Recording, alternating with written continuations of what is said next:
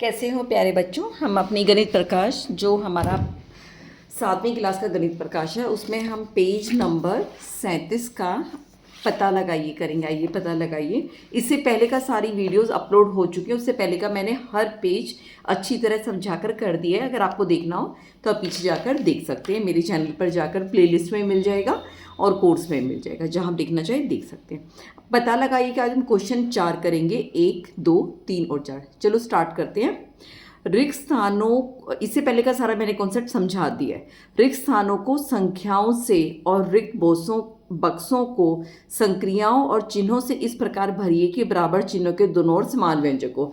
क्या है बेसिकली, इधर भी एक व्यंजक है इधर भी एक व्यंजक है, तो आपको और बीच में बराबर की दोनों तरफ बराबर हो तो इधर हमें निशान भरना है।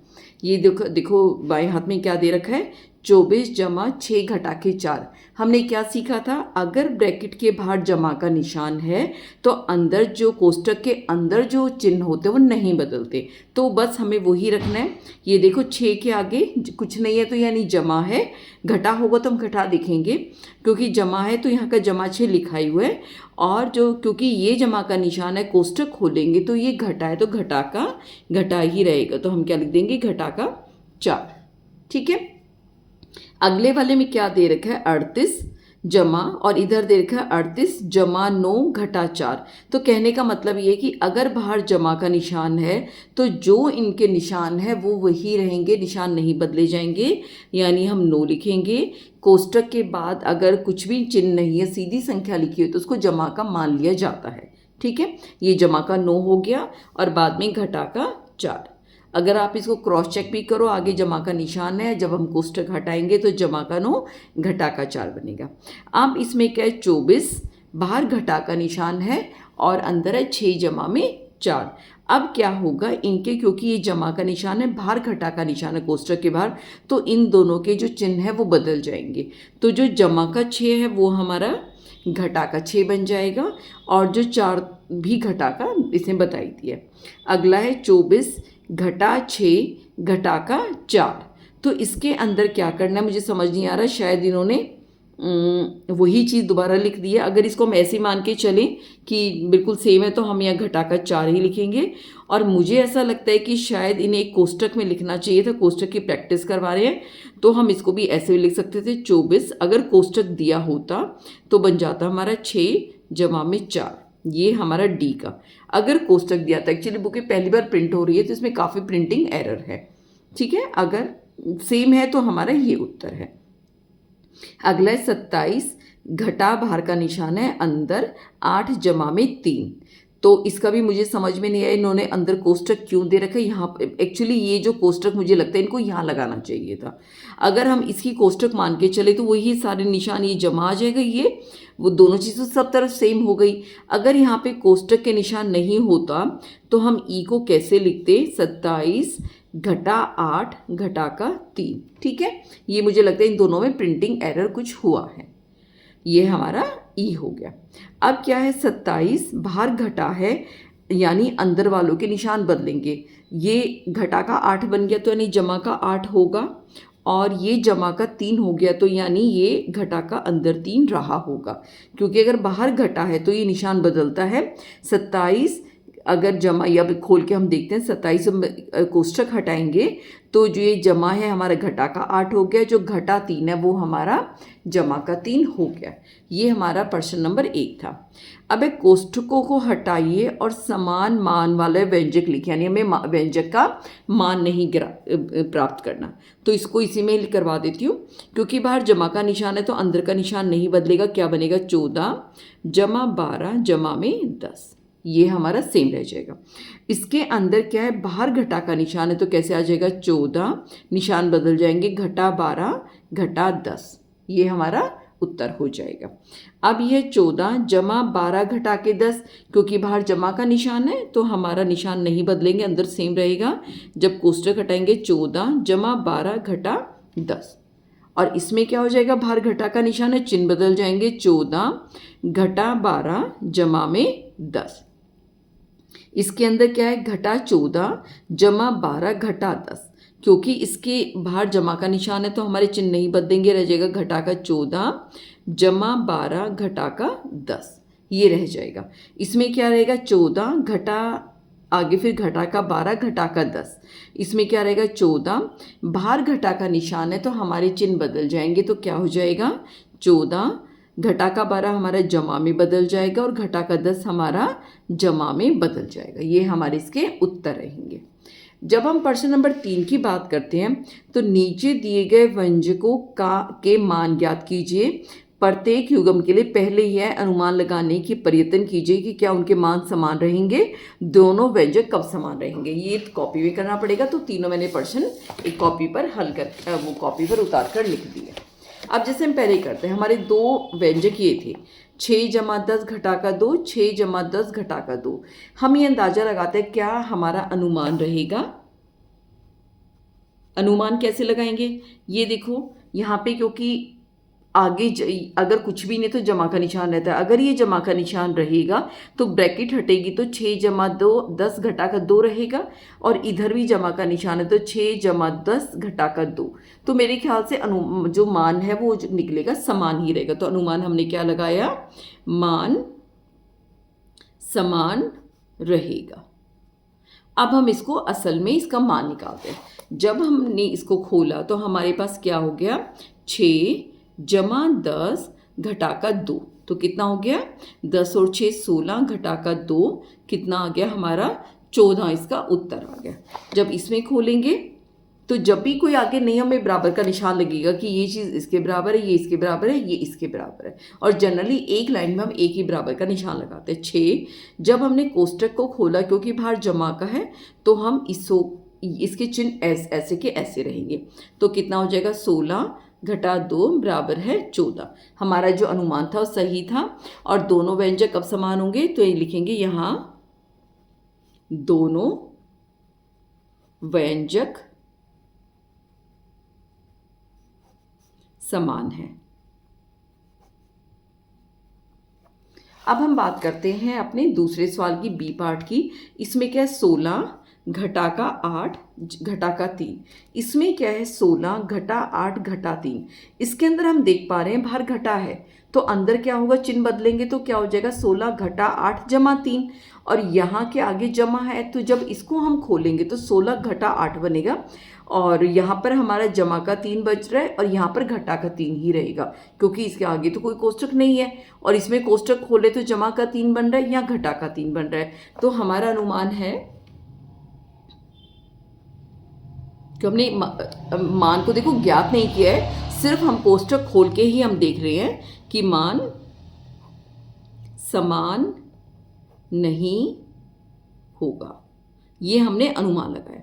अब लगा के देखते भाई कितना निकलता है। इसको जब हम करेंगे तो क्या हो जाएगा 16, जब हमने बाहर घटा का निशान है कोष्टक खोलेंगे तो घटा का 8 घटा वाला जमा में बदलेगा, जमा का 3, 16 में से 8 गए तो कितना बचा 8 बचा, 3 हमने जोड़ा तो इसमें हमारा कितना आ जाएगा 11 आ जाएगा, इसका मान 11 है। अब इसका चेक करते हैं क्योंकि आगे जमा का निशान है तो कोष्टक हमारा ऐसे का ऐसे ही खुल जाएगा। 16 में से 8 गए, हमारे बचे 8, उसमें से फिर 3 गया, 3 गया तो 16 में से 3 गया तो आ गया 5। तो इन दोनों में आप देखोगे कि यहाँ 11 मान निकल रहा है, यहाँ 5 मान निकल रहा है, तो हमारा क्या रहेगा, यहाँ दोनों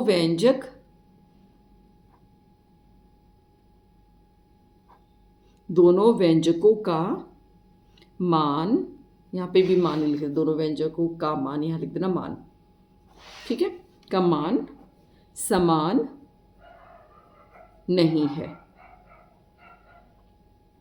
ठीक है। अब हम करते हैं अपना सी पार्ट। सी पार्ट में हमारा है 27 घटा 18, ये कोष्टक में है। अगर हम इसका कोष्टक खोलेंगे तो घटा 18 घटा 4 बनेगा, इसमें जमा का निशान है तो इसके चिन्ह नहीं बदलेंगे तो 27 घटा 18 घटा 4 वही चीज़ रह रही है, तो इसमें हम क्या लगा देंगे अपना अनुमान कि हमारा मान समान रहेगा।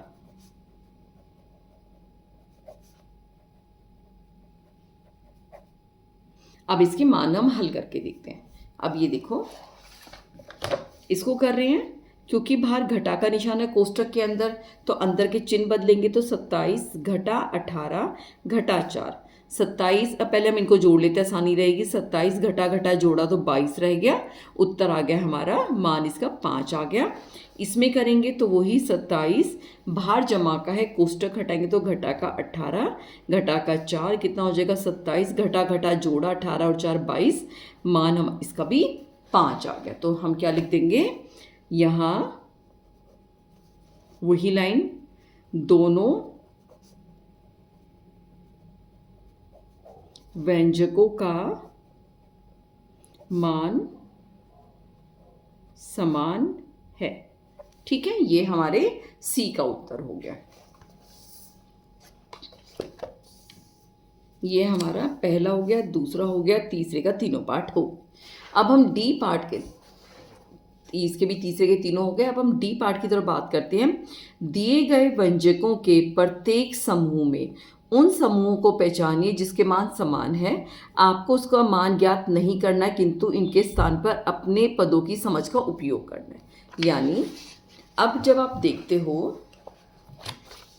हमारे पास ये व्यंजक दे रखे हैं, ठीक है, एक ये है, 4 व्यंजक, एक ये है, 1 2 3 और 4, ये 4 व्यंजक है। हमें इनका मान नहीं ज्ञात करना कि ये कौन कौन से व्यंजकों का समान मान है। हम जो पद बनाना सीखे थे, हम उसी से ही सीखेंगे। तो हम इनके पद ही बना लेते हैं। मैंने पर्सन नहीं लिखा, मैं पर्सन लिख लेती हूँ। देखो, इसके पद हम सामने लिख देंगे। इसका है, पहला है हमारा 319, शायद दिख नहीं रहा है,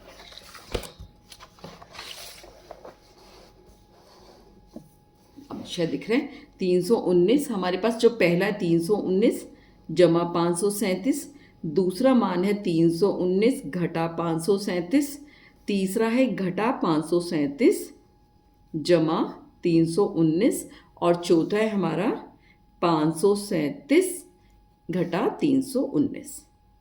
ठीक है, ये हमारे 4 पद हैं। इसका हम कैसे देखेंगे?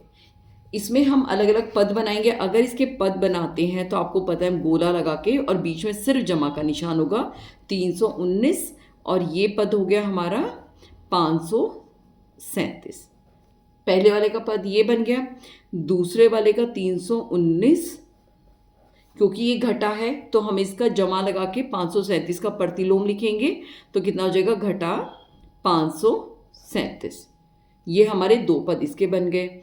जब हम इसका पद लिखेंगे, आगे घटा है, अंदर यहाँ पे बाहर जमा लगाने के लिए हम 537 का प्रतिलोम घटा 537 लिखेंगे, जमा 319 लिखेंगे। इसके 2 पद ये हो गए।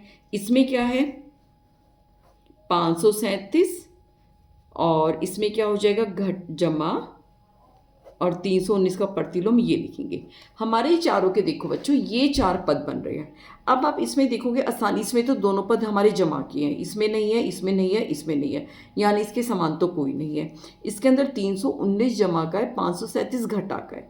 इसके अंदर 537 घटा का है, 319 जमा का है। देखो, ये दोनों आपस में मैच कर रहे हैं। अगर हम इसकी बात करें, यहाँ घटा का 537 है, इसका नहीं है, तो ये किसी से मैच नहीं हो रहा।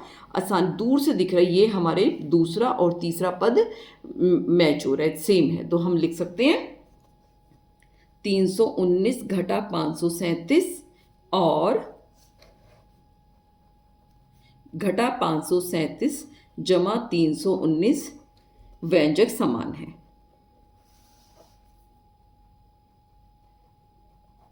अभी हमने बिना मान ज्ञात किए हमने पदों की मदद से ये सवाल कर लिया है। अब हम इसके बी पार्ट में आते हैं।